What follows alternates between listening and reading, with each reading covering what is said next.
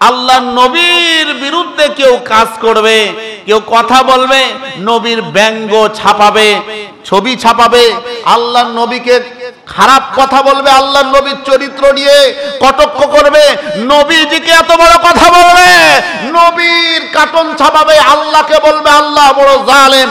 যেই মুসলমানরা সহ্য করতে পারে না, বুঝতে হবে ওরা মুসলমান না, ওরা হচ্ছে কাট্টা মুনাফিক কাফের। ঠিক না বেটি?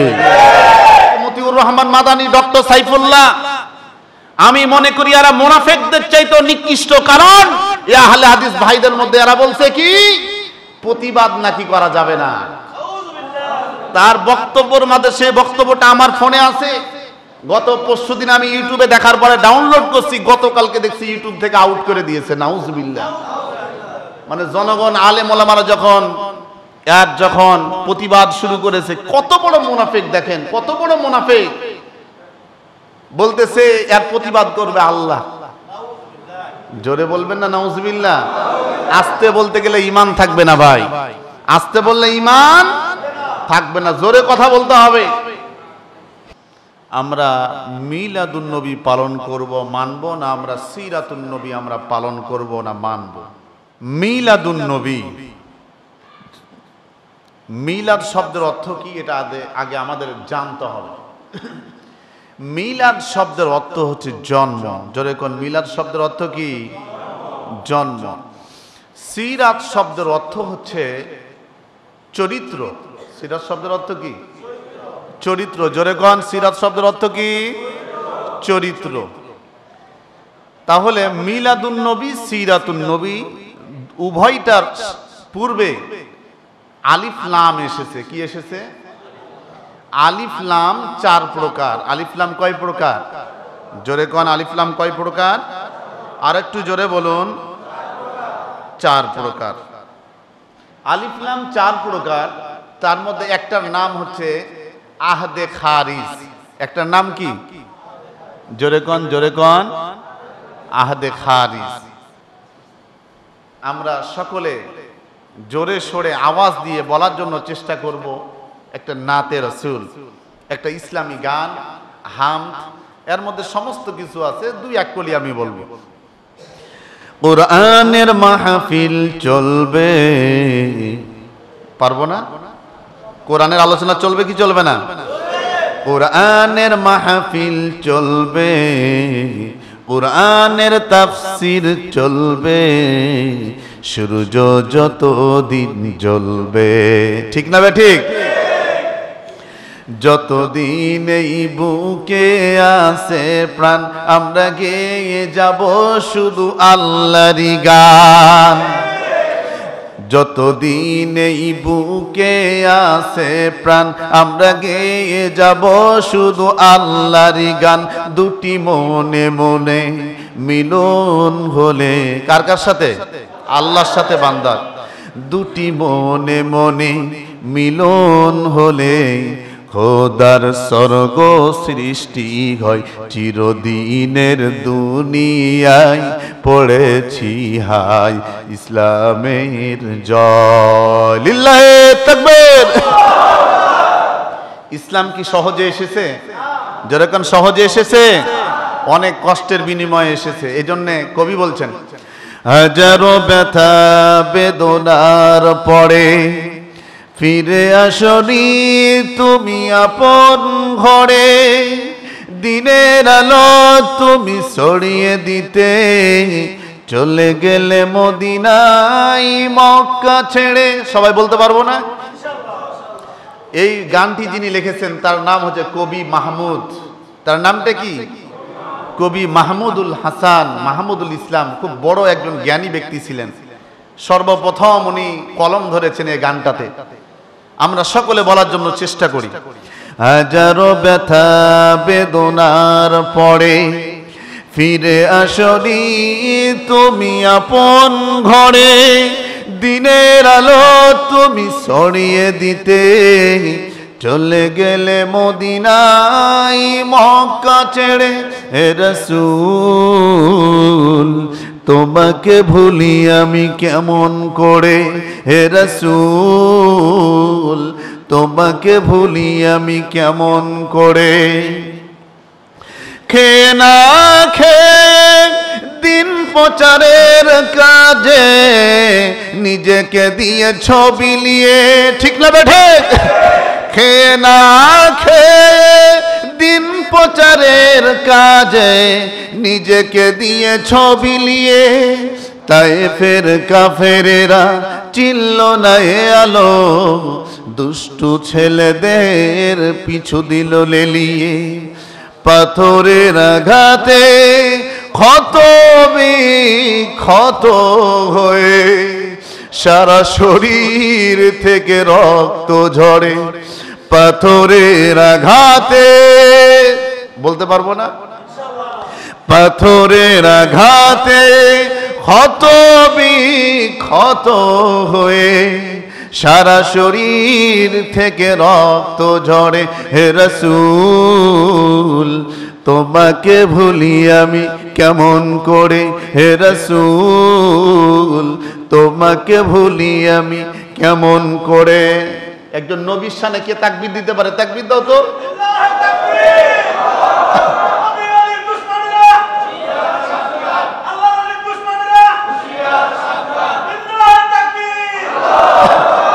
আলহামদুলিল্লাহ, এটা হচ্ছে ঈমানী চেতনা। এই ঈমান থাকতে হবে।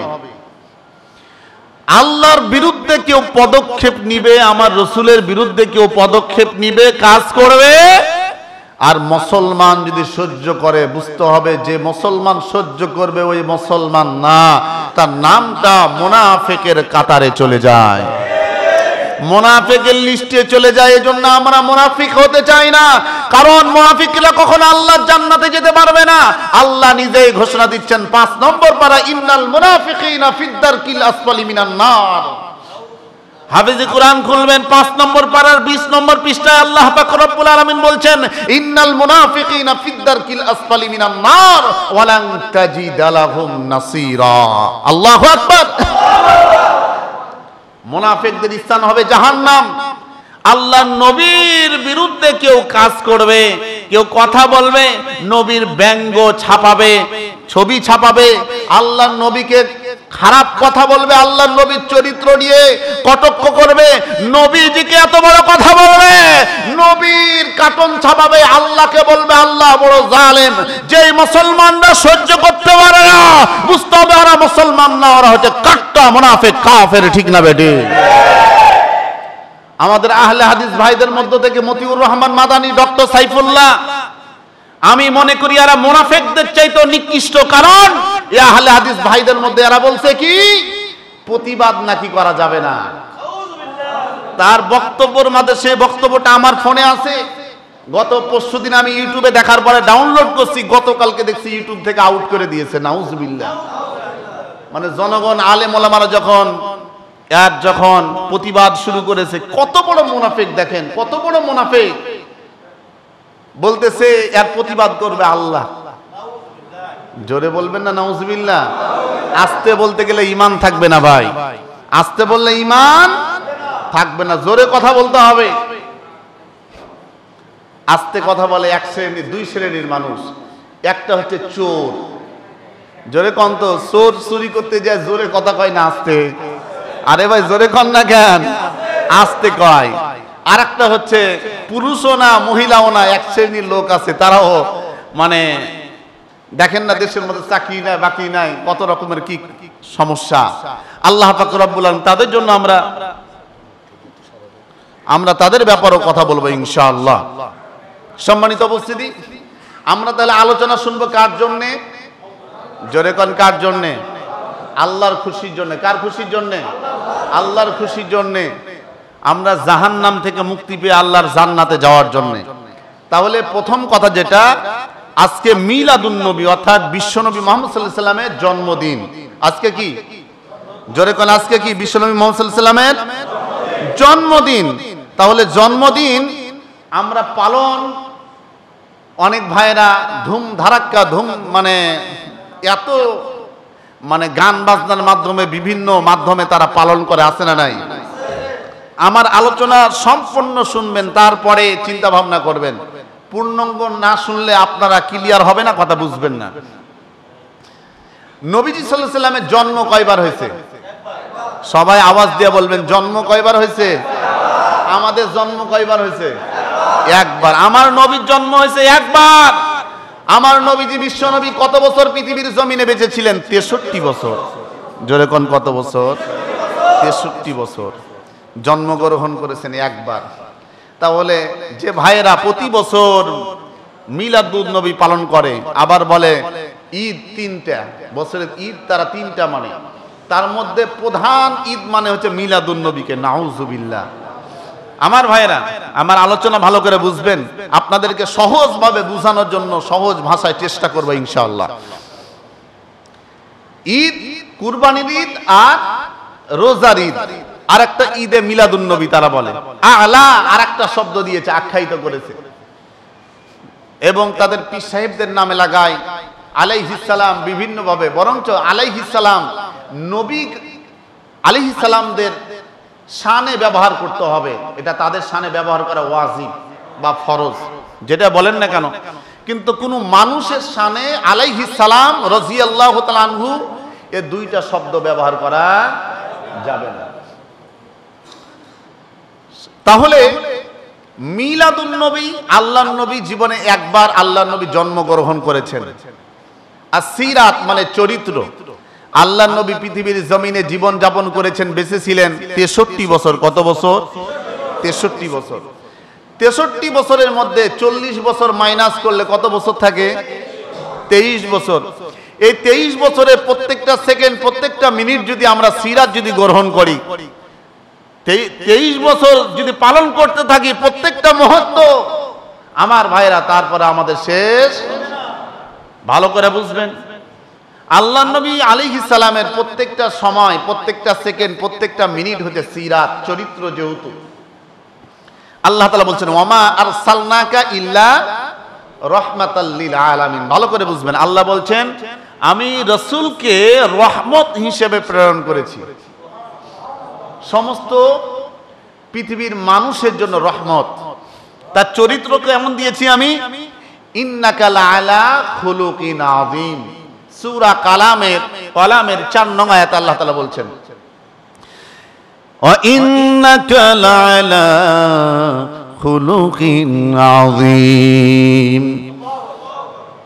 আমার আল্লাহ পাক রব্বুল আলামিন সূরা কলামের 4 নং আয়াতকে নাজিল করে দিয়ে तमाम পৃথিবীর মানুষদের জন্য জানায় দিলেন, ও পৃথিবীর মানুষেরা রে, আল্লাহ তাআলা স্পেশালি ভাবে মেসেজ দিয়ে দিলেন, এমন একজন পয়গম্বর, এমন একজন রাসূল তোমাদের জন্য পাঠালাম, যার চরিত্র এত সুন্দর চরিত্র, পৃথিবীর মধ্যে সবচেয়ে উত্তম চরিত্র। বলুন সুবহানাল্লাহ।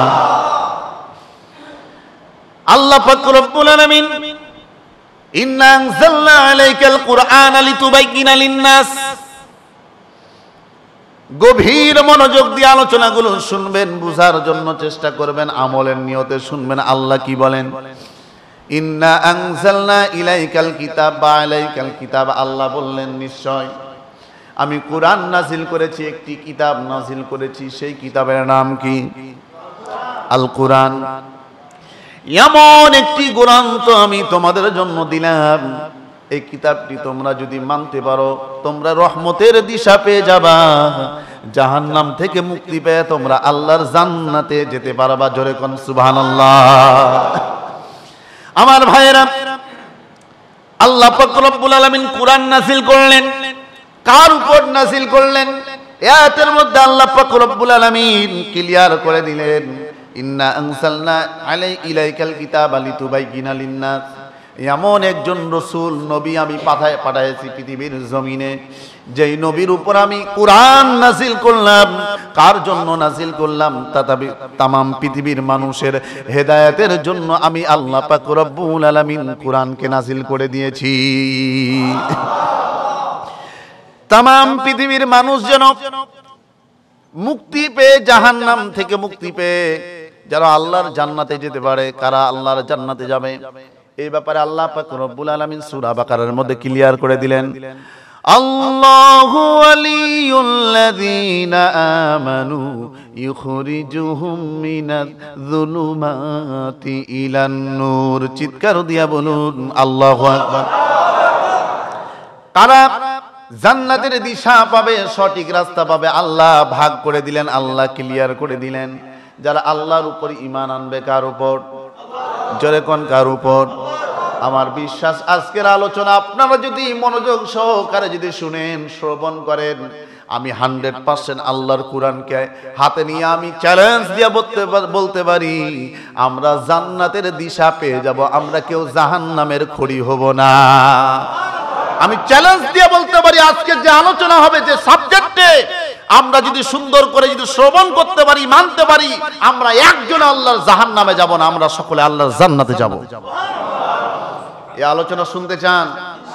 আপনাদের সে আশা থাকতে হবে, ইচ্ছা থাকতে হবে, তাহলে আমি শোনাতে পারবো, তাহলে আমার জবান থেকে বের হবে, তাছাড়া সম্ভব না।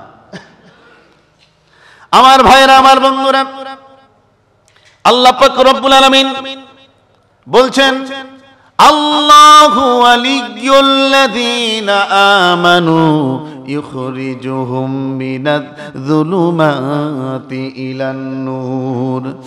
আল্লাহর উপর যারা ঈমান আনবে এবং সৎ কাজ করবে, ভালো আমল করবে, আল্লাহর উপর ঈমান আমল আনার পরে যারা ভালো কাজ করবে, আল্লাহর হুকুমগুলোকে মেনে নিবে, আল্লাহ পাক রব্বুল আলামিন ওয়ালিয়্যুন মানে অভিভাবক, গার্জিয়ান, নেতা, মালিক।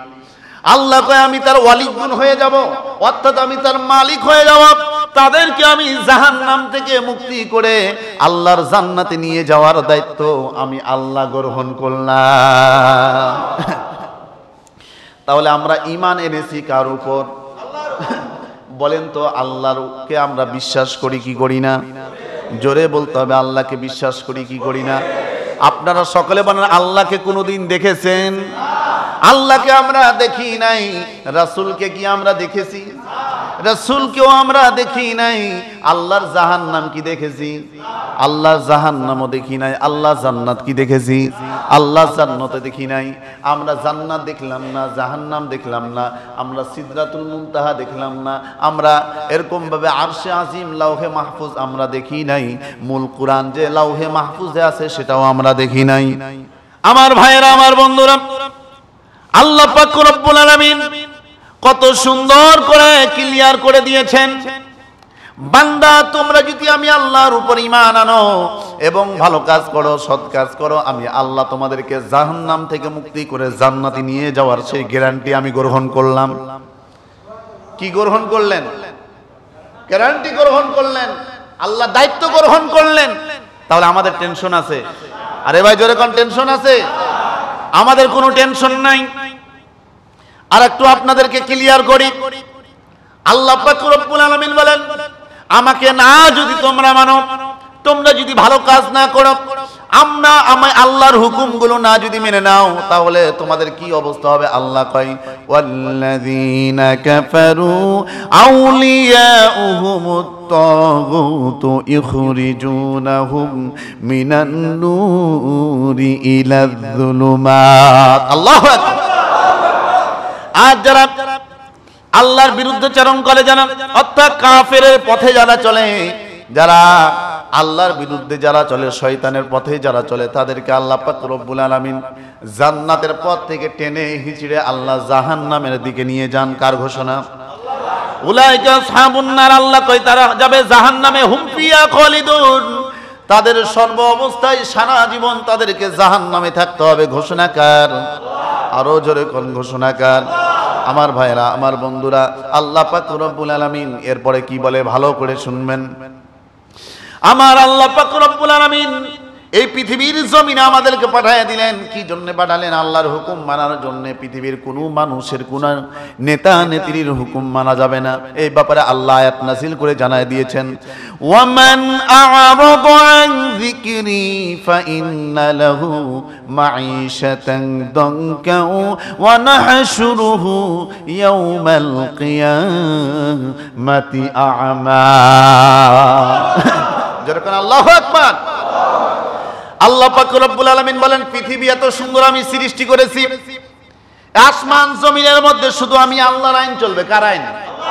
আমি আল্লাহর আইন চলবে, কোনো মানুষ কোনো মন্ত্রতন্ত্র কাউরের আইন চলবে না। আমি আল্লাহর বিধানগুলোকে যদি তোমরা মেনে নাও তাহলে তোমরা শান্তির ছায়া তলে চলে আসবা, তোমাদের কোনো অশান্তি থাকবে না, তোমরা জান্নাতের দিশা পেয়ে যাবা। সেই জান্নাতের আশা তামান্না আমাদের অন্তরের মধ্যে আছে না নাই? সেই জান্নাত যদি পেতে চাই তাহলে আমাদের সিরাত আমাদের গ্রহণ করতে হবে। কি গ্রহণ করতে হবে? সিরাত মানে চরিত্র। সিরাতুন নবী সাল্লাল্লাহু আলাইহি ওয়াসাল্লাম অর্থাৎ বিশ্বনবী মুহাম্মদ সাল্লাল্লাহু আলাইহি ওয়াসাল্লামের জীবনের যে আদর্শ চরিত্র সারা জীবন, সেটা আমাদের গ্রহণ করতে হবে। ছোট থেকে আল্লাহর নবী কিভাবে বড় হয়েছেন, ঠিক না বেঠিক? আমার ভাইরা, আল্লাহ পাক রব্বুল আলামিন আমার নবীকে আমাদেরকে পাঠিয়েছেন স্পেশালি ভাবে না, কিন্তু তার হাবিবকে শুধু বিশ্ব নবীকে একজন শুধু ব্যক্তি যিনি সমস্ত নবীদের নবী, যার নাম বলা হয়েছে সরওয়ারে দু আলম আশরাফুল মাখলুকাত। এরপরে বলা হয়েছে বিশ্ব নেতা, বিশ্ব নবী, সরওয়ারে দু আলম খাতামুন নবীন জনাবে মুহাম্মদ রাসূলুল্লাহ। শুধু তাই না, আমার নবীকে বলা হয়েছে, উপাধি দেওয়া হয়েছে ইমামুল মুরসালিন। জোরে বলা যাবে না সুবহানাল্লাহ? এর অর্থ কি? ইমামুল মুরসালিনের অর্থ কি? নবীদের ইমাম। সমস্ত নবীদের কি কেমনে ইমাম? আমার নবী যখন মেরাজ করলেন, প্রথম আসমান, দ্বিতীয় আসমান, তৃতীয় আসমান, চতুর্থ আসমান, পঞ্চম আসমান, এরপরে 6 নম্বর আসমান, সপ্তম আসমানে যাওয়ার পরে সেই জায়গাতে একটি মসজিদ আছে, মসজিদের নাম হচ্ছে বাইতুল মামুর। মসজিদের নাম কি? জোরে কোন? বাইতুল মামুর। দুনিয়ার যে খানায় কাবা হারাম শরীফ রয়েছে, মক্কাতুল মুআজ্জামায় কাবা ঘর, এই কাবা ঘরের মাথা আর বাইতুল মামুরের মাথা সমান সমান। জোরে সুবহানাল্লাহ। সমান সমান মাথা। এই বাইতুল মামুরে আল্লাহর নবী ঢুকলেন, জুতা পরে ঢুকবেন। জিবরাইল আমিন বলছেন, ইয়া রাসূলুল্লাহ, আপনাকে জুতা খুলে ঢুকতে হবে না, আপনি জুতা সহ ঢুকেন। আমার নবীজির দাম কম না বেশি? আরে ভাই জোরে বল, আমার নবীজির দাম কম না বেশি? আমার নবী সামনে গিয়েছেন, সমস্ত নবী 1,24,000 মতান্তরে 2,24,000 কম বেশি প্লাস মাইনাস হতে পারে, সমস্ত নবীদের ইমামতির দায়িত্ব পালন করেছেন আমার নবী। আমার নবীর মর্যাদা কম না বেশি? পৃথিবীর জমিনে যত নবী রাসূল এসেছেন, সমস্ত নবীদের মধ্যে শুধু 4 জন রাসূল এসেছেন। কতজন রাসূল? জোরে কোন কতজন রাসূল? 4 জন রাসূল এসেছেন। রাসূল কাকে বলা হয় আর নবী কাকে বলা হয়, এটার পার্থক্য আমি করব কি? এর পার্থক্য হচ্ছে যাদের উপর কোরআন, যারা নবী প্লাস তাদের উপর কিতাব নাজিল হয়েছে, তাওরাত ইনজিল যেরকম কোরআন, এই কিতাবগুলো যেই নবীর উপর নাজিল হয়েছেন তিনি নবী ও রাসূল উভয়টাই। সুবহানাল্লাহ বলবেন না? আর যেই নবীদের উপর কিতাব নাজিল হয় নাই, ওহী নাজিল হয়েছে কিন্তু কিতাব নাজিল হয় নাই, তারা রাসূল না, শুধু নবী। আমরা এমন একজন নবী পেয়েছি যেই রাসূল গুরু এসেছিলেন, নবী ছিলেন, যেই জামানায়, যেই নবীর জামানায় যে কিতাব ছিল, নবী যতদিন ছিল ততদিন সেই কিতাব ছিল। আর যখন নবী চলে গেছেন কিতাবও আউট হয়ে গেছে। কিন্তু আমার নবীজির ওপরে এমন কিতাব আল্লাহ নাজিল করেছেন, আমাদের নবীজি চলে গেছেন কিন্তু সেই কিতাব এখনো যায় নাই। কিতাব আছে না নাই? এখনো সেই কিতাব রয়েছে। সেই কিতাবের নাম কি? এই জন্য নবীজি বলেছেন, ভালো করে লক্ষ্য করবেন, তারাকতু ফীকুম আমরান ইন লাম তাদিল্লু মা তামাসসাকতুম বিহিমা কিতাবাল্লাহ ওয়া সুন্নাতি রাসূলিহি। আল্লাহু আকবার। আল্লাহ পাক রব্বুল আলামিন তার হাবিবের মাধ্যমে জানাই দিয়েছেন, আমার নবীজি বলেন, যারা আল্লাহর কিতাবকে মানবে, ফলো করবে এবং রাসূলের সুন্নাহকে ফলো করবে, হাদিস নয় সুন্নাহ। এমন কোন হাদিস নাই যে হাদিসের মধ্যে নবীজি বলেছেন তোমরা হাদিস মানো, হাদিস অনুযায়ী আমল করে, এই কথা নবীজি বলেন নাই। আল্লাহর নবী যত জায়গাতে আমল করার কথা বলেছেন, আমার নবীজি বলেছেন তোমরা সুন্নাহ অনুযায়ী চলো, সুন্নত মানো। সুবহানাল্লাহ। অর্থাৎ যেই হাদিসটা হাদিস এবং সুন্নাহ সেটা আমাদের মানা আবশ্যক। শুধু হাদিস হলেই, শুধু সহিহ হাদিস হলেই উম্মতের জন্য মানা জায়েজ নাই। সেটা কি হাদিস হলেও কি মানা? কয়েকটা আমি দলিল দেব, এক্সাম্পল। 1 নম্বর হচ্ছে নবীজি বিবাহ করেছেন 9টি বা 11টি। আমরা যদি মানি আমাদের কি ঈমান থাকবে? এটা হচ্ছে মুতাওয়াতির পর্যায়ের হাদিস, সহিহ হাদিস। 3, সময়ে নামাজ পড়া হারাম। কত সময়ে নামাজ পড়া হারাম? জোরে কোন, কয় সময়ে নামাজ পড়া হারাম? জোরে কোন। আমি এক মাহফিলে যখন বললাম নামাজ পড়া হারাম, সময়ে নামাজ পড়া হারাম, সময়ে নামাজ পড়া ফরজ, সময়ে নফল, সময়ে ওয়াজিব, সময়ে মুস্তাহাব, সময়ে সুন্নাত। একজন মুরব্বি চাচা মাহফিল থেকে উঠে বলে, হুজুর আপনি তো আমাদের ঈমান আমল নষ্ট করে ফেলাবেন। আমি তো আশ্চর্য হয়ে গেলাম, চাচা মিয়া কি জন্য এই কথা কয়? আমি বললাম, চাচা এই কথা কি জন্য কোন কয়? হুজুর আপনি বললেন যে নামাজ পড়া হারাম। আমি চাচাকে বললাম, চাচা মিয়া আমি যে কথা বলেছি এটা পূর্ণাঙ্গভাবে আপনাকে শুনতে হবে, তাছাড়া আপনি বুঝবেন না। বাজারে গেলেন, যাওয়ার পরে আপনি দেখলেন এই জায়গাতে প্রসাব করিবেন, প্রসাব না করিলে 50 টাকা জরিমানা লেখা আছে, প্রসাব করিবেন না, করিলে 50 টাকা জরিমানা। কিন্তু এক মগাই চাচা গেছে, যাওয়ার পরে পড়তেছে এই জায়গাতে প্রসাব করিবেন না করিলে 500 টাকা জরিমানা বা 50 টাকা জরিমানা। এখন চিন্তা করবে, আমি যদি প্রসাব না করি 50 বা 500 টাকা বা 100 টাকা আমার জরিমানা দেওয়া লাগবে। ওই তো টাকা দেওয়ার ভয়ে প্রসাব করে ফেলবে। কারণ কি, সে গ্রামার জানে না, কমা দাড়ি বুঝে না, কিভাবে পড়তে হবে না জানার কারণে সে বিপদের মধ্যে পড়েছে। ঠিক না বেঠি? এখনো বর্তমানে সমাজের মধ্যে আমাদের আহলে হাদিস ভাইদের মধ্যে কিছু ভাইরা আছে যারা কোরআন হাদিস বুঝে না, কারণ তাদের নাহু সরফের তাদের জ্ঞান নাই, এজন্য বিভ্রান্তির মধ্যে চলে যাচ্ছে, পড়ে যাচ্ছে। এমনকি আকীদা নষ্ট হয়ে যাচ্ছে, ঈমান হারা হয়ে যাচ্ছে, জাহান্নামের খড়ি হয়ে যাচ্ছে। কারণ কি, সে নাহু সরফ বুঝে না, কোন জায়গাতে কিভাবে অর্থ উঠবে এটা বুঝে না। শুধু বাংলা বই দেখে দেখে সে বলে আমি বড় মুহাদ্দিস হয়ে গেলাম, বড় আলেম হয়ে গেলাম। আলেমদেরকে কিছুই মনে করে না। এমনকি আমাদের মতো মুফতি মুহাদ্দিস যারা রয়েছে, আমরা এতদিন বড় বড় কিতাব পড়ালাম। আমি যেরকম আবু দাউদ তিরমিজি শরীফ পড়াইছি, রিয়াজুস সালিহিন পড়াইছি, এরপরে মিশকাত শরীফ পড়াইছি, এত কিতাব পড়ালাম, ছাত্রদেরকে ছাত্র তৈরি করলাম। এরপরে আমাদের কাছে এসে বলে, হুজুর আপনারা কোরআন হাদিস বুঝেন না। যেই বেটা এই কথা কয়, তার লেবাস পোশাক সুন্নত তরিকার কোনো খবর নাই, কোরআন বুঝে না, কোরআন সহিহ নাই, কোরআন পড়তে পারে না, হাদিস পড়তে পারে না, সে নাকি মুফতি মুহাদ্দিসদের চাইতে বেশি বুঝে। নাউজুবিল্লাহ। 2 কলম বাংলা লেখাপড়া করে সে বড় আলেম হয়ে গেছে, মানুষ জাহির করতেছে। আজকে জনগণ, তামাম পৃথিবীর মানুষ এই জন্য বেশি ফিতনার মধ্যে পড়ে গেছে। ইউটিউব বুঝে, ইউটিউব দেখে, নেটের আলোচনা দেখে, টেলিভিশনের বক্তা পছন্দ হয়, টেলিভিশনের আলেম পছন্দ হয়।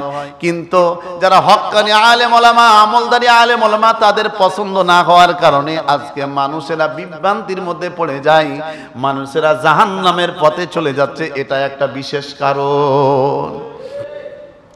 আমার ভাইরা, ওস্তাদ ছাড়া ইলম পাওয়া সম্ভব না। যদি এটাই হতো, ওস্তাদ ছাড়া যদি পেত, এত স্কুল কলেজ ইউনিভার্সিটি মাদ্রাসার কোনো প্রয়োজন দরকার ছিল? মানুষ নিজে নিজে পড়ে পড়ে বড় বড় বক্তা হতো, বড় বড় আলেম হতো, বড় বড় ডক্টর হতো, ইঞ্জিনিয়ার হতো। ঠিক না বেঠিক? বলেন তো দেখি। গ্রাম্য ডাক্তার যার কোনো কোয়ালিফিকেশন নাই, নিজে একটা ডাক্তারের কাছে কম্পিউটার, আপনার কি বলে জানেন, কম্পাউন্ডার, আর আরো কি জানি বলে, হেল্পম্যান, এরকম ভাবে ডাক্তারের কাছে থাকার কারণে কিছু শিখছে। সে এখন যদি বলে আমি এমবিবিএস ডাক্তার, জনগণ যদি তার কাছে যায়, তার পরামর্শ নেয়, মারা যাবে না বাঁচবে? জোরে কোন, জোরে কোন। অবশ্যই বিপদের মধ্যে পড়বে।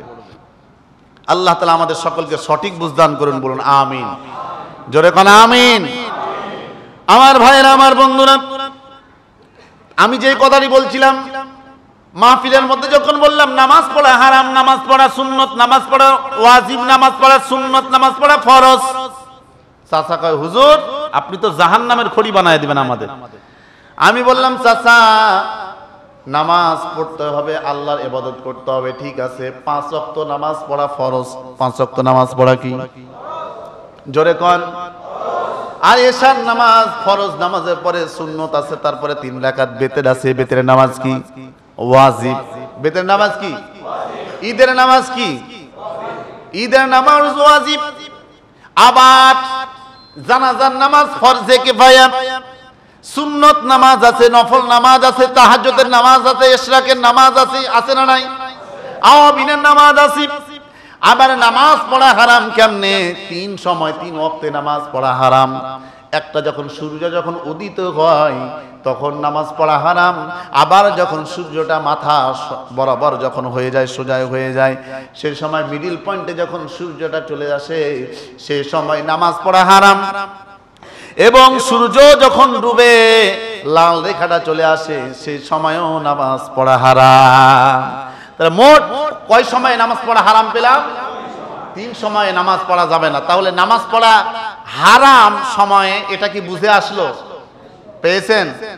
আমার ভাইয়েরা, আমার বন্ধুরা, আলোচনা লম্বা করবো না, সামনের দিকে চলে যাব। এই জন্য কোরআন হাদিস সঠিকভাবে বুঝতে হবে। হক্কানি আলেম ওলামা যারা, তাদের কাছে বুঝতে হবে, আসতে হবে, তাদেরকে কাছে প্রশ্ন করতে হবে। আমার ভাইরা কিছু প্রশ্ন উত্তর রয়েছে 3 সপ্তাহ ধরে। আজকে ইনশাআল্লাহ আজকে সে প্রশ্নের উত্তরগুলো দেওয়ার জন্য আজকে আমি চেষ্টা করব ইনশাআল্লাহ। তাহলে আমি যে কথাটি বলছিলাম, আমার নবীজিকে আল্লাহ বানাইছেন স্পেশালি ভাবে। কিভাবে? স্পেশাল ভাবে। অন্য কোন নবী রাসূল কোন মানুষের সিস্টেমে আল্লাহ বানান নাই। আমার নবীকে আল্লাহ নিজ হাতে বানাইছেন। সুবহানাল্লাহ কোন। কেমনে বানালেন আমার নবীকে? আদম আলাইহিস সালাম থেকে শুরু করে যতজন পুরুষ পৃথিবীর জমিনে এসেছেন আমার নবী পর্যন্ত, আব্দুল্লাহ পর্যন্ত, আমার নবীজির পিতার নাম কি? জোরে কোন। পিতার নাম কি? আব্দুল্লাহ। আমার নবীজির পিতা আব্দুল্লাহ পর্যন্ত যতজন পুরুষ এসেছেন পৃথিবীর জমিনে সকলকে আল্লাহ পবিত্র হিসাবে আল্লাহ তাআলা পাঠাইছেন। এমনকি অপবিত্রভাবে কখনো তাদের স্ত্রীদের কাছে সহবাসের জন্য যান নাই। তার এক্সাম্পল তাফসীর থেকে আমি একটা দলিল দিয়ে ইনশাআল্লাহ সামনে যাব। পৃথিবীর জমিনে প্রথম নবী এসেছেন, সেই নবীর নাম কি? সেই নবী আমাদের আদি পিতা, আমাদের পিতা, উনি নাম কি? আদি পিতা আদম আলাইহিস সালাম। তার সন্তান একজন ছিলেন, তার নাম শীশ আলাইহিস সালাম। সন্তানের নাম কি? শীশ আলাইহিস সালাম। আদম আলাইহিস সালাম তার সন্তান শীশ আলাইহিস সালামকে বলেন, ও শীশ, তোমাকে আমি একটি কথা বলি, আমি তোমার কপালে একটা নূর দেখতে পাচ্ছি। সুবহানাল্লাহ। তোমার কপালে আমি একটি নূর দেখতে পাচ্ছি, যেই নূর যার মাধ্যমে পৃথিবীর জমিনে এমন একজন ব্যক্তি আসবেন পৃথিবীর জমিনে, ইনি সাধারণ কোনো মানুষ নয়, ইমামুল মুরসালিন, বিশ্ব নবী জনাবে মুহাম্মদুর রাসূলুল্লাহ সাল্লাল্লাহু আলাইহি ওয়াসাল্লাম, আখেরি পয়গম্বর। তোমার মাধ্যমে পৃথিবীর জমিনে যাবেন। এজন্যে বাবা শীশ, তুমি স্ত্রীর কাছে যখন যাবা পবিত্রতা অর্জন করে উযু করে সুন্দরভাবে তোমার স্ত্রীর কাছে যাবা। সুবহানাল্লাহ জোরে কর। তাহলে আমার নবী সাধারণ নবী না, স্পেশালি নবী। আবার মা হাওয়া আলাইহিস সালাম পৃথিবীর জমিনের প্রথম মহিলা। হাওয়া আলাইহিস সালামের মাধ্যমে যতজন নারী এসেছেন পৃথিবীর জমিনে তাদের সকলে পাক পবিত্র হিসেবে স্বামীর কাছে গেছেন বা চলাফেরা করেছেন। জোরে কোন আল্লাহু আকবার। এটারও একটা এক্সাম্পল দিয়ে ইনশাআল্লাহ সামনে আগাবো। হযরতে আব্দুল্লাহ, তিনার পিতার নাম হচ্ছে আব্দুল মুত্তালিব। পিতার নাম কি? Abdul Muttalib. আবু তালেব না, আবু তালেব হচ্ছে নবীজির চাচা, আব্দুল্লাহর ভাই। আর আব্দুল মুত্তালিব তার সন্তান ছেলে ছিল 10 জন। জোরে কোন কতজন? 10 জন। 10 জনের মধ্যে সবচেয়ে ছোট ছেলে হচ্ছে আব্দুল্লাহ, যিনি হচ্ছেন আমার নবীজির পিতা। আব্দুল্লাহ, হযরতে আব্দুল্লাহ চরিত্র আল্লাহ নষ্ট হতে দেয় নাই, দেন নাই, বলুন সুবহানাল্লাহ। কেমনে? মহিলা থেকে শুরু করে পুরুষ এবং মহিলা অর্থাৎ নবীজির মা একের পর এক হাওয়া পর্যন্ত, পিতা একের পর এক আদম আলাইহিস সালাম পর্যন্ত কাউরের চরিত্র খারাপ হতে দেন নাই। হযরত আব্দুল্লাহ শামের উদ্দেশ্যে রওনা করেছেন।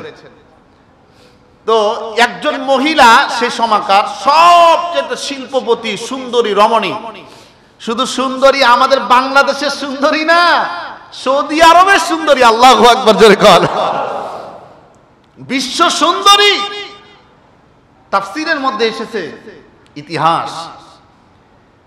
আর হযরত আব্দুল্লাহ কাছে প্রস্তাব দিচ্ছেন বারবার বিয়ের জন্য। বিশ্ব সুন্দরী সে সময়কার, যে তোমারে আমি বিবাহ করতে চাই। প্রস্তাবের মাধ্যমে যখন না হয়েছে তখন বলতেছে আব্দুল্লাহ, তুমি আমাকে প্রস্তাবের মাধ্যমে আনুষ্ঠানিকভাবে যদি বিবাহ না করতে চাও তাহলে তোমাকে বলবো বিয়ে করতে হবে না, এমনিতে তুমি আমার সাথে বেশি না কিছু সময় আমার জন্য কাটাবা আমার সাথে। জোরে কোন নাউজুবিল্লাহ। বিশেষ কিছু সময় আমার সাথে কাটাবা। আমার নবীজির পিতাকে বলছেন কে? একজন সৌদি আরবের বিশ্ব সুন্দরী। হযরত আব্দুল্লাহ এই কথা শোনার সঙ্গে সঙ্গে মাথাটা নিচু হয়ে গেল। হযরত আব্দুল্লাহ সঙ্গে সঙ্গে তিনি বলে উঠলেন, ও মহিলা, এমন তুমি প্রস্তাব দিয়েছো যে প্রস্তাব মানা সম্ভব নয়। হযরত আব্দুল্লাহ চলে গেলেন। কিছুদিন পরে হযরত মা আমিনা তার সঙ্গে আব্দুল্লাহর বিবাহ হয়ে গেল। বিবাহের কিছুদিন পরে আব্দুল্লাহ যখন ব্যবসার উদ্দেশ্যে যখন রওনা করেছে, রাস্তার মধ্যে সেই সুন্দরী নারী যে হযরত আব্দুল্লাহর কাছে নবীজির পিতার কাছে বিবাহের প্রস্তাব দিয়েছিলেন, এমন কি বিবাহ না করলে বিশেষ সময় কিছু আমার সঙ্গে তুমি কাটাবে। হযরত আব্দুল্লাহ অস্বীকার করেছিলেন। সেই দিন বলতেছেন, আব্দুল্লাহ, তোমাকে আমি একটি কথা বলতে চাই, তোমার কি কিছু সময় হবে? এই মহিলাকে হযরত আব্দুল্লাহ বলেন, হ্যাঁ, তোমার যে প্রশ্ন তুমি আমার কাছে প্রশ্ন করতে পারো। এই মহিলা বলে, আব্দুল্লাহ, তোমার বিবাহ হয়েছে, আমার মনে হয় তোমার বিবাহ হয়েছে। আব্দুল্লাহ আশ্চর্য হয়ে গেলেন, এটা কেমন কথা, আমার বিবাহ হয়েছে, কেউ তো জানে না। আল্লাহু আকবার। আমার বিবাহ হয়েছে কেউ তো জানে না। কিন্তু হযরত আব্দুল্লাহ তিনি বলেন, ও মহিলা, তুমি কেমনে জানলা? বলতেছে, ও আব্দুল্লাহ, তোমার জন্য, তোমার এই বিবাহ করার জন্য আমি এই জন্য পাগল ছিলাম। এমনকি শুধু আমি নয়, মক্কার সমস্ত সুন্দরী নারীরা তোমার বিবাহর জন্য পাগল ছিল। কারণ একটাই। কি কারণ? আব্দুল্লাহকে বলছে, আব্দুল্লাহ, তোমার কপালে একটা নূর ছিল। যেরকম সুবহানাল্লাহ, একটা নূর ছিল। সেই নূরটা তোমার কপাল থেকে চমকাইতেছিল।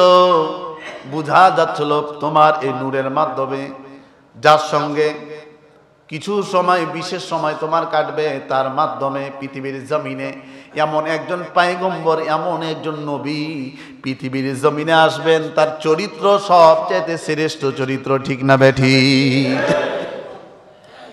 আজকে সেই রূপটা তোমার কপালে আমি দেখতে পাচ্ছি না আব্দুল্লাহ। হযরত আব্দুল্লাহ কোনো জবাব না দিয়ে ওখান থেকে চলে আসলেন। এই উদাহরণ দ্বারা আমাদের কাছে ক্লিয়ার হয়ে যায় আমার নবীকে আল্লাহ স্পেশাল ভাবে পাঠাইছেন। ঠিক না বেটি? সাধারণ কোনো নবী রাসূল কোনো মানুষের সিস্টেমে নয়, আলাদাভাবে আল্লাহ তাআলা তার হাবিবকে বিশ্ব নবীকে পাঠিয়েছেন। আলোচনা কি চলবে না শেষ করে দেব? চলবে। আল্লাহ সকলকে দ্বীনের জন্য কবুল করুন, বলুন আমিন। আরো জোরে কোন আমিন। আমার ভাইরা, আমার বন্ধুরা, এমন সময়ে আমার নবীকে মক্কায় পাঠালেন যেই সময় একটা যুগ ছিল, সেই যুগের নাম হচ্ছে জাহেলিয়াতের যুগ। সেই যুগের নাম কি ভাই? জোরে কোন। জাহেলিয়াতের যুগ কেমন যুগ? একটা মুরগির বাচ্চাকে কেন্দ্র করে 70 জন শিশু বাচ্চাকে হত্যা করা হয়েছে। জোরে বলা যাবে না নাউজুবিল্লাহ? আরো আস্তে কোন, শয়তান যদি শুনে তাহলে রাগ করবে, আল্লাহ তো বেজার হবে তখন। জোরে কোন সুবহানাল্লাহ, জোরে কোন আল্লাহু আকবার। আল্লাহরে ডাকলে খুশি হন কে? জোরে কোন খুশি হন কে? আল্লাহ। আমরা খুশি করব কারে? আল্লাহ যদি খুশি হয় আমাদের জন্য কি মিলবে? জান্নাত। জোরে কোন কি মিলবে? সেই জান্নাত সবাই চায়। যারা যারা চায় হাত উঠান তো দেখি, একটু হাতটা নাড়াচাড়া করেন। যেরকম লিল্লাহে তাকবীর, লিল্লাহে তাকবীর। আল কোরআনে আলো, কোরআন হাদিস যেখানে, নাস্তিক মুরতাদ যেখানে, লিল্লাহে তাকবীর। আলহামদুলিল্লাহ। আমার মনে হয় এই জায়গাতে কোনো মুনাফিক নাই, সকলে মুমিন মুসলমান। আল্লাহ সকলকে কবুল করুন, বলুন আমিন। আমার ভাইয়ের, আমার বন্ধুরা, মুরগির বাচ্চাকে কেন্দ্র করে ৭০ জন শিশু বাচ্চাকে জীবন্ত আপনার হত্যা করে তাদেরকে জাহান এরকম ভাবে জমিনের মধ্যে পুঁতে ফেলা হয়েছে। যেরকম নাউজুবিল্লাহ। মক্কাতুল মুআজ্জামা কাবা ঘরের পাশেই যারা হজ করেছেন তারা দেখেছেন, আমি যেরকম দেখেছি, মক্কাতুল মুআজ্জামার পাশে অর্থাৎ জাবালে কাবা যে বিল্ডিং আছে, বিল্ডিং এর পাশেই আপনার ডান দিকে একটি জায়গা আছে। ওই জায়গার নাম হচ্ছে জীবন্ত কবর, জিন্দা কবর বলা হয়। সেই কবরের নাম কি বলা হয়? জিন্দা কবর। যারা হজ করতে যাওয়ার নিয়ত করেছেন যায় দেখে আসবেন। সেই জায়গার ইতিহাস আছে। আজকে যদি ইতিহাস বলতে যায় অত সময় হবে না, এই জন্য আমি বলতে চাচ্ছি না। সম্মানিত উপস্থিতি, ওই জিন্দা কবর, ওটার বিশাল বড় ইতিহাস আছে। এর ইতিহাস আমি আলোচনা করছিলাম কিয়ামত সম্পর্কে, ফাইনাল সম্পর্কে ইন্ডিয়ায়। সে আলোচনা করতে যে একজন হিন্দু আল্লাহর কালামে থেকে কালিমা পড়ে মুসলমান হয়েছে, বলুন সুবহানাল্লাহ। সে আলোচনাটি করেছিলাম।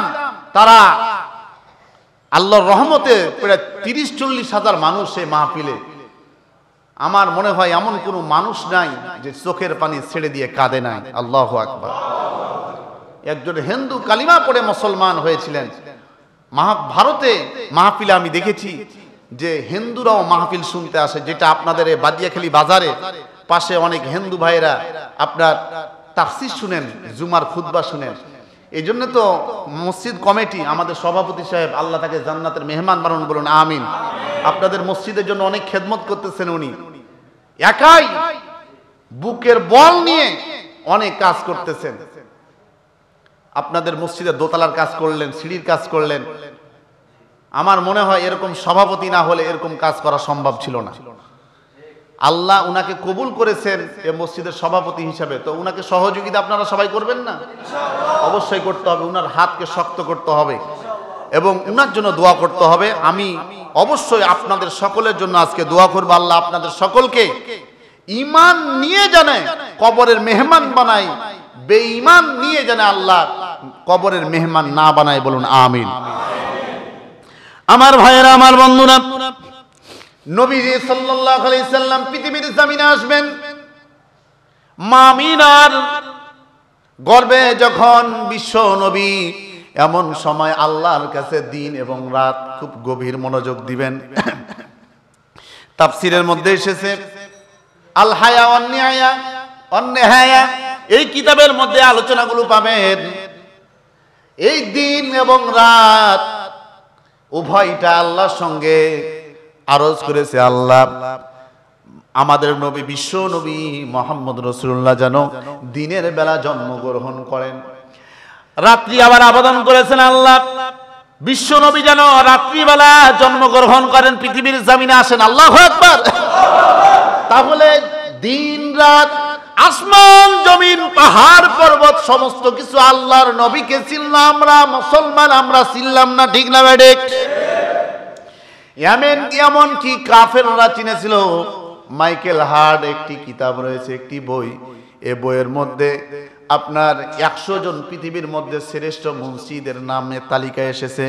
তার মধ্যে প্রথম তালিকায় যার নামটা এসেছে আমাদের নবী, বিশ্ব নবী মুহাম্মদ রাসূলুল্লাহ সাল্লাল্লাহু আলাইহি ওয়াসাল্লাম। দ্বিতীয় নম্বর যার নামটা এসেছে তার নাম হচ্ছে হযরতে মূসা আলাইহিস সালাম। এই বইটা আমি নিজে পড়েছি। আমার ভাইরা, আমার বন্ধুরা, এমন কি বর্তমান পৃথিবীর বিজ্ঞান, তামাম পৃথিবীর যত শ্রেণীর মানুষ রয়েছে সকলে আমার নবীজির নামটা নিয়ে আসতে বাধ্য হয়েছে। তার শৈশবকাল, যুবককাল, বৃদ্ধকাল, সমস্ত কালের ইতিহাস জানার পরে, পড়ার পরে সকলে চোখের পানি ছেড়ে দিয়ে কেঁদেছে। আমার ভাইরা, আমার বন্ধুরা, আল্লাহ পাক রব্বুল আলামিন রাত এবং দিন উভয়ের দুআ আল্লাহ কবুল করলেন। সুবহানাল্লাহ কোন। আল্লাহ পাক রব্বুল আলামিন আমার নবীকে রাত্রেও পাঠালেন না, দিনেও পাঠালেন না, রাত এবং দিনের মাঝামাঝি অর্থাৎ সুবহে সাদেকের সময় আল্লাহ তাআলা তার হাবিবকে পাঠায়েছে, যেন রাতেরও হক আদায় হয়, দিনেরও যেন আল্লাহ হক আদায় করেন। বলুন সুবহানাল্লাহ। এমন সময় আমার নবীজি বিশ্বনবী পৃথিবীর জমিনে আসলেন। আমার ভাইরা, আমার নবীজি বিশ্বনবী যারা মিলাদুন নবী শুধু পালন করেন তাদের বিষয়ে আমি বলছি। ভাইরা, আসলে মিলাদুন নবী আল্লাহর জন্মদিন আমরা পালন করলাম। জন্মদিন যদি আমরা পালন করতে চাই, আমার মনে হয় সর্বপ্রথম পালন করার দরকার ছিল বা পালন করতেন গুরুত্বপূর্ণ একেবারে যদি মনে হতো, তাহলে হযরতে আবু বকর পালন করতেন। ঠিক না বেঠিক? জোরে কোন ঠিক না বেঠিক? বলেন তো দেখি, হযরতে আবু বকর, ওমর, উসমান, আলী তাদের চাইতে কি আমরা বড় ইমানদার হয়েছি? সামনে উদাহরণ আসবে। তার পূর্বে আমি বলছি, আমার নবীজি সোমবারের দিন রোজা রাখতেন। কি বারের দিন? জোরে কোন। সোমবারের দিন রোজা রাখতেন। প্রতি সোমবার সপ্তাহে একদিন করে নবীজি রোজা রাখবেন। নবীজি রেখেছেন। সেই দিনের নাম হচ্ছে সোমবার, সোমবাহ। তো আমার নবীজিকে প্রশ্ন করলেন সাহাবীরা, ইয়া রাসূলুল্লাহ, ইয়া হাবিবাল্লাহ, আপনি সপ্তাহে একদিন সোমবারের দিন রোজা রাখেন কেন? আমার নবীজি বলছেন, সোমবারের দিন আমি রোজা রাখি দুইটা কারণে। জোরে কোন কয়টা কারণ? দুইটা কারণ। একটা কারণ হচ্ছে সোমবারের দিন আমার জন্ম হয়েছে। সোমবারের দিন জন্ম হয়েছে। দ্বিতীয় কারণ হচ্ছে সর্বপ্রথম যেই দিন ওহী নাজির হয় আমার উপর, সেই দিন ছিল সোমবারের দিন। জোরে বলা যাবে না সুবহানাল্লাহ? এই আলোচনা মনে হচ্ছে শুনছেন। নিত্য নতুন ভাবে আলোচনা উপস্থাপন করার জন্য চেষ্টা করব ইনশাআল্লাহ। আমার ভাইয়েরা, আমার বন্ধুরা, আমার নবীজি বিশ্ব নবী মুহাম্মদুর রাসূলুল্লাহ সাল্লাল্লাহু আলাইহি ওয়াসাল্লাম সপ্তাহে একদিন রোজা রাখতেন। দুইটা কারণ। এক নম্বর কারণ হচ্ছে নবীজির সোমবারের দিন জন্ম হয়েছে। দ্বিতীয় কারণ হচ্ছে আমার নবীজির উপর সর্বপ্রথম ওহী নাযিল হয়েছে, সেই দিন ছিল সোমবারের দিন। আমার ভাইয়েরা, তারিখটা ছিল 12 রবিউল আউয়াল। আবার আমার নবীজি মৃত্যুবরণ করেছেন 12 রবিউল আউয়ালে। এই সোমবারের দিন আমার ভাইরা 12 রবিউল আউয়াল। বেশিরভাগ মুহাদ্দিস ইকরাম মতামত দিয়েছেন। মুহাদ্দিস ইকরামদের মধ্যে তিনটা মতামত। কয়টি? তিনটা মতামত দেখা দিয়েছে। তার মধ্যে বিশুদ্ধ মতামত দুইটি। একটা হচ্ছে সোমবারের দিন আপনার 12 রবিউল আউয়ালে বিশ্বনবী মৃত্যুবরণ করেছেন। আবার কিছু কিছু মুহাদ্দিস ইকরাম মতামত দিয়েছেন এই 12 রবিউল আউয়াল না, তবে রবিউল আউয়াল মাসে বিশ্ব নবী ইন্তিকাল করেছেন। মতামত কয়টা পেলাম? আমার ভাইয়েরা, আমার বন্ধুরা, যেটাই হোক না কেন, আমার নবীজি পৃথিবীর জমিনে আসলেন। 40 বছর চলে গেল। 1 থেকে 40 বছর পর্যন্ত আমার নবীজির বিরুদ্ধে একটা কোনো অমুসলিম কেউ কোনোদিন আমার নবীজির বিরুদ্ধে কথা বলেন নাই। ঠিক না ঠিক? বরঞ্চ 40 বছরের মধ্যে আমার নবীজির নাম রেখেছেন আল আমিন, as-সাদিক। আল আমিন অর্থ হচ্ছে বিশ্বাসী, as-সাদিক অর্থ হচ্ছে সত্যবাদী। এরকম ভাবে বিভিন্ন নাম রাখা হয়েছে। আমার নবীজি বিশ্ব নবী যখন 40 বছর যখন পূরণ হলো, আমার নবীজি সে সময় থেকে একাকী থাকার জন্য পছন্দ করতেন। নবীজি একটা বিশেষ জায়গা খোঁজা শুরু করলেন, কোন জায়গাতে আমি একাকী থেকে আমার মাওলা আমার আল্লাহর ইবাদতের শুকরিয়া আদায় করতে পারি। আল্লাহু আকবার। আমার নবীজি বিভিন্ন স্থান খোঁজা শুরু করলেন। মক্কা থেকে প্রায় 3 কিলোমিটার দূরে, কত কিলোমিটার? মক্কা থেকে 3 কিলোমিটার দূরে সেই জায়গার নাম হচ্ছে, সেই পাহাড়ের নাম হচ্ছে জাবালে নূর। সেই পাহাড়টার নাম কি? জাবালে নূর। এই পাহাড়ে আল্লাহর নবীজি উঠলেন, উঠার পরে এদিক সেদিক দেখলেন, দেখার পরে আরো কিছু নিচে নামলেন, নামার পরে সেই জায়গার নাম হচ্ছে গারে হীরা। সেই স্থানের নাম কি? গারে হীরা। গারে হীরাতে নামার পরে আমার নবীজি মক্কার দিকে নজর করে দেখতে পেলেন কাবা ঘর দেখা যায়। আল্লাহু আকবার। আমার নবীজি শুকরিয়া আদায় করলেন, আল্লাহু আকবার, আল্লাহু আকবার। আমার নবীজি শুকরিয়া আদায় করলেন আল্লাহর কাছে, এবং আমার নবীজি গারে হীরায় বসে বসে কাবা ঘরের দিকে সব সময় তাকাতেন। আর আমাদের আম্মা জান হযরতে খাদিজাতুল কুবরা রাদিয়াল্লাহু তাআলা আনহা তিনি প্রতিদিন সকাল এবং বৈকাল বেলা নবীজির জন্য খাবার নিয়ে তিনি গিয়েছেন। যেই জাবালে নূর, এই পাহাড়ে নিচ থেকে উপর পর্যন্ত প্রায় ২৫০০ থেকে ৩০০০ ফিট উঁচু। কত হাজার? ২৫০০ থেকে ৩০০০ ফিট উঁচু। এই পাহাড়ে মা খাদিজাতুল কুবরা দৈনন্দিন 2 বার করে খাবার নিয়ে আমার নবীজিকে দেওয়ার জন্য গেছেন। কতই না কষ্ট করেছেন। এই জন্য আমার আল্লাহ পাক রব্বুল আলামিন মা খাদিজার জন্য স্পেশালি একটা বোনাস, একটা পুরস্কার ঘোষণা করেছেন। আল্লাহু আকবার। সেই পুরস্কারের নামটা আপনারা কি শুনবেন? আমার ভাইরা, আমার বন্ধুরা, আমরা যদি চেষ্টা করি আমরাও পেয়ে যাব। আমার ভাইরা, আমার বন্ধুরা, সামনে আসবে আলোচনা মা খাদিজাতুল কুবরা। আল্লাহর নবী, বিশ্ব নবী এই পাহাড়ে বসে যখন বসে আছেন, জিবরাইল আমিন আসলেন। আসার পরে বললেন, পড়ুন, ইকরা, আপনি পড়ুন। এমন সময় নবীজি চুপ করে আছেন। নবীজির মনে চিন্তা, আমি আবার কোন পড়া কোনো মুসলমানের জন্য জায়েজ নাই। জোরে কোন ঠিক না বেঠি? যেই পড়া আল্লাহর নামে পড়া হয় সেই পড়া আমরা পড়তে সকলে রাজি আছি। কারা কারা রাজি আছি? আবার হাতটা উঠে আল্লাহকে দেখায়, লিল্লাহে তাকবীর। আল্লাহ কবুল করুন, আমিন। হাত নামায়। আমার ভাইয়েরা, আমার বন্ধুরা, কয়েকবার বলার পরে জিবরাইল আমিন আমার নবীজিকে আমার বললেন, ইকরা বিসমি রাব্বিকাল্লাযী খালাক খালাকাল ইনসানা মিন আলাক ইকরা ওয়া রাব্বুকাল আকরাম আল্লাযী আল্লামা বিল কলম আল্লামাল ইনসানা মা লাম ইয়ালাম। আল্লাহু আকবার। আমার ভাইয়েরা, আমার বন্ধুরা, আল্লাহ তাআলা যখন এই আয়াতগুলো নাযিল করলেন, আপনার রবের নামে পড়ুন, ইকরা বিসমি রাব্বিকাল্লাযী খালাক। আপনার রবের নামে শুরু করুন, পড়ুন। আল্লাহর নবী পড়লেন। আল্লাহর নবীকে জিবরাইল আমিন 2 হাত দিয়ে বুকের উপরে চিপে ধরলেন। নবীজি কম্পন শুরু হয়ে গেল। আল্লাহু আকবার দিয়ে চিৎকার করলেন।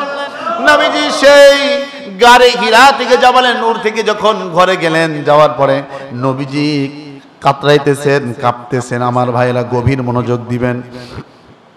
আমার নবীজি যখন কাঁপতেছেন, আজ খাদিজাতুল কুবরাকে বলছিল, ও খাদিজা, আমার প্রাণ প্রিয় স্ত্রী, তুমি একটা চাদর দিয়ে বা কম্বল দিয়ে আমাকে তুমি জড়িয়ে ধরো, আমারে চেপে ধরো। খাদিজাতুল কুবরা বলেন, ইয়া রাসূলুল্লাহ, আপনার কি হয়েছে? আপনি বলুন, আপনার কি হয়েছে? এমন সময় নবীজি বলেন, ও খাদিজা, আরে আমারে জড়িয়ে ধরো, চাদর দিয়ে বা কম্বল দিয়ে, আরে আমার আগে আমারে ধরো। এমন সময় খাদিজাতুল কুবরা একটা চাদর বা একটা কম্বল দিয়ে যখন জড়িয়ে ধরলেন, ধরার পরে খাদিজাতুল কুবরা বলেন, ইয়া রাসূলুল্লাহ আপনি বলুন।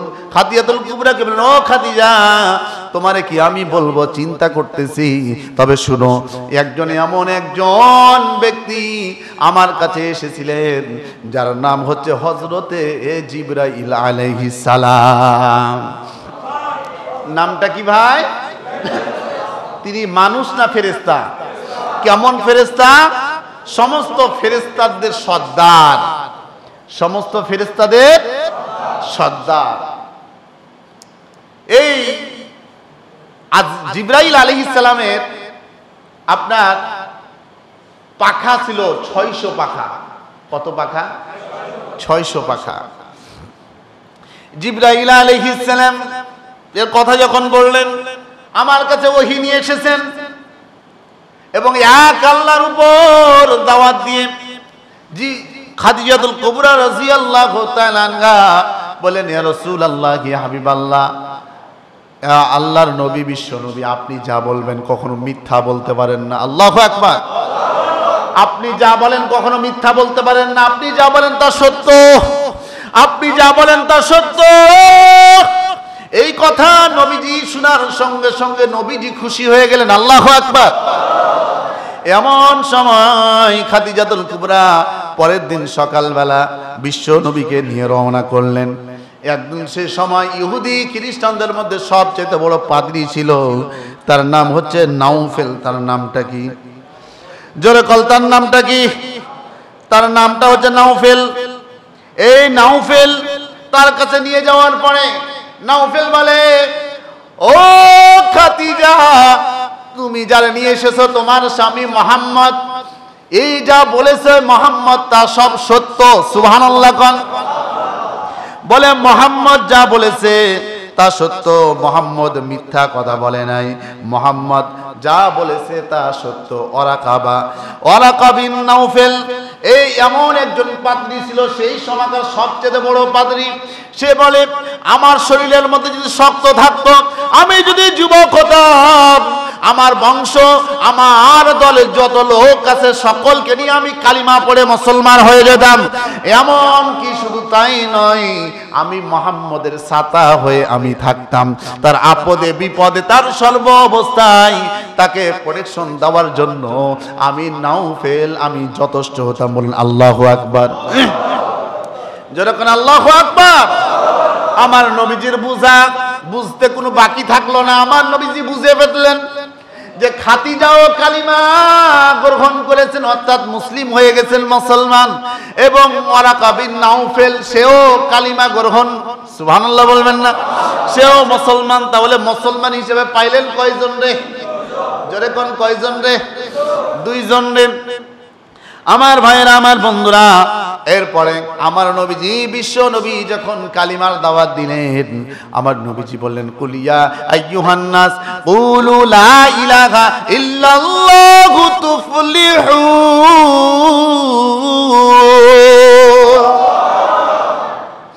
আল্লাহ পাক রব্বুল আলামিনের পক্ষ থেকে আমার নবীজি যখন দাওয়াত দিলেন, এক আল্লাহকে মানতে হবে। কয় আল্লাহ? এক আল্লাহরে মানতে হবে। পৃথিবীর কারো আনুগত্য করা যাবে না, কাউরে মানা যাবে না।